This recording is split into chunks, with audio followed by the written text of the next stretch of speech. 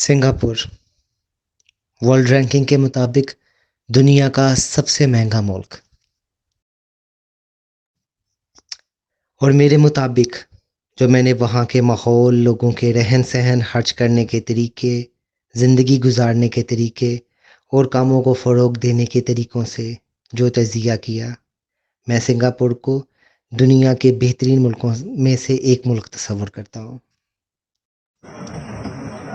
ये view Singapore airport का है। सिंगापुर एयरपोर्ट का शुमार दुनिया के बेहतरीन एयरपोर्ट में किया जाता है और सिंगापुर एयरलाइन का शुमार भी दुनिया की बेहतरीन एयरलाइंस में किया जाता है।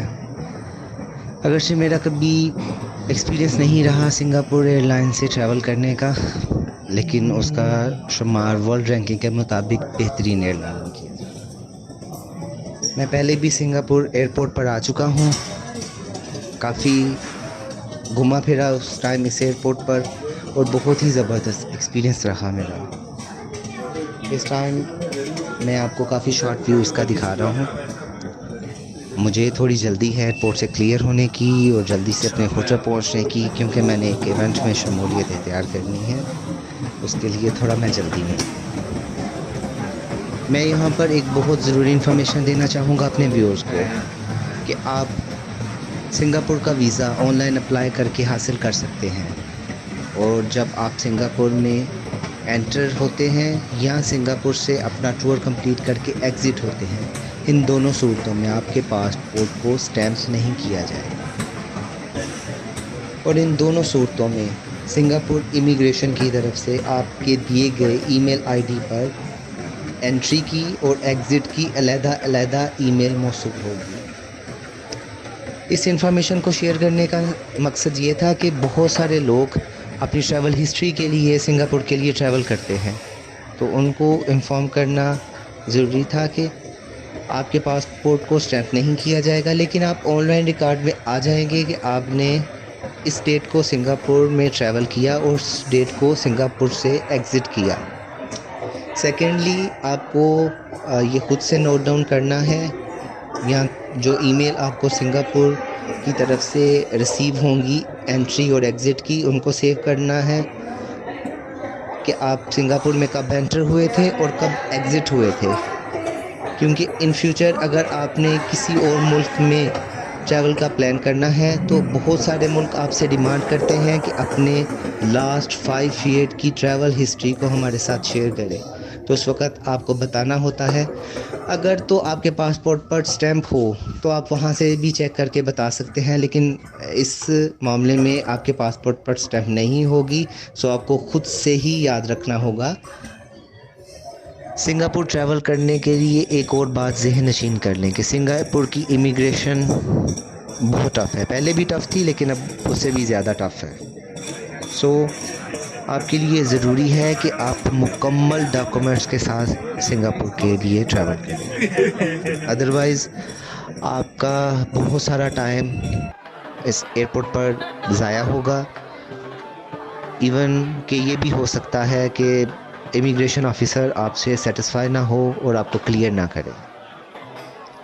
अगर तो आप किसी टूरिस्ट कंपनी के साथ ट्रैवल कर रहे हैं तो फिर तो आपकी कोई रिस्पॉन्सिबिलिटी नहीं है, वो सारी रिस्पॉन्सिबिलिटी टूरिस्ट कंपनी की होगी कि उसने आपको आपके डॉक्यूमेंट्स किस तरह कंप्लीट करने हैं और आपको वहाँ से कैसे क्लियर करना है। लेकिन अगर आप खुद से अपने दोस्तों के साथ या अपनी फैमिली के साथ ट्रैवल कर रहे हैं तो डेफिनेटली आपको कंप्लीट डॉक्यूमेंट्स के साथ ट्रैवल करना चाहिए। उन कंप्लीट डॉक्यूमेंट्स में पासपोर्ट, टिकट, रिटर्न टिकट, या वहाँ से आपने किसी और डेस्टिनेशन पे जाना है वहाँ की टिकट, ये होना आपके पास लाजमी है। उसके अलावा पेड होटल बुकिंग, सिंगापुर का अराइवल कार्ड जो आपने ऑनलाइन फ़िल करना है सिंगापुर ट्रैवल करने से 72 घंटे पहले। इसके अलावा आपके पास एक सफिशेंट अमाउंट होनी चाहिए एज़ अ शो मनी। उनमें आपके क्रेडिट कार्ड्स और डेबिट कार्ड्स भी काउंट किए जाते हैं। सिंगापुर के एयरपोर्ट पर आपका इंटरव्यू भी हो सकता है। उसमें आपसे आपका सिंगापुर आने का मकसद पूछा जाएगा कि आप अगर टूरिस्ट वीज़े पर आए हैं तो आपका क्या प्लान है सिंगापुर में विज़िट करने का? सो आपको सिंगापुर में जो फेमस प्लेसेस हैं उनके नाम आने चाहिए, और ये भी आपको पता होना चाहिए कि उन प्लेसेस में क्या है। मैंने बहुत सारे ट्रैवल किए हैं और हर दफ़ा इमिग्रेशन ऑफ़िसर से 1 से 2 मिनट में क्लियर होता रहा हूँ। उसमें आपने पिक्चर बनवाना होती है, आपने फ़िंगर या थंब इम्प्रेशन देने होते हैं, आपका पासपोर्ट स्टैम्प किया जाता है या थोड़े बहुत डॉक्यूमेंट्स देखे जाते हैं।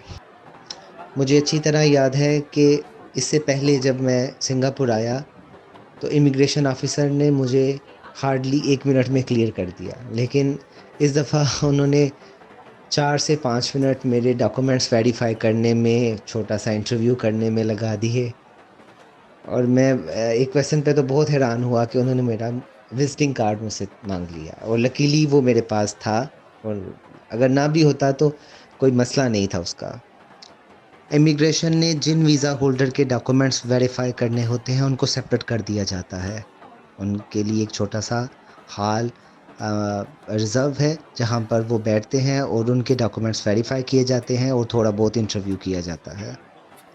मैं वहाँ पर थोड़ा देख के हैरान हो गया कि वहाँ पे बहुत सारे नेशनैलिटीज़ के लोग मौजूद थे, जैसे कि Chinese, Korean, Indonesian, Indian, Bangladeshi, Sri Lankan, Pakistani, जो पिछले 15 मिनट से आधे घंटे से वहाँ पे मौजूद थे, उनके डॉक्यूमेंट्स वेरीफ़ाई किए जा रहे थे।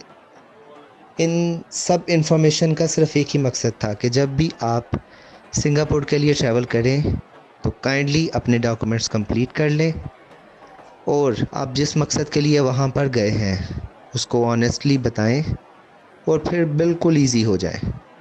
रिलैक्स करें, वो फाइनली आपको सारी इन्फॉर्मेशन को चेक करने के बाद क्लियर कर देंगे। परेशान होने की कोई ज़रूरत नहीं। कुछ और मालूमात के साथ मेरी अगली वीडियो में आपसे फिर मुलाकात होगी। तब तक के लिए टेक केयर। अल्लाह हाफ़िज़।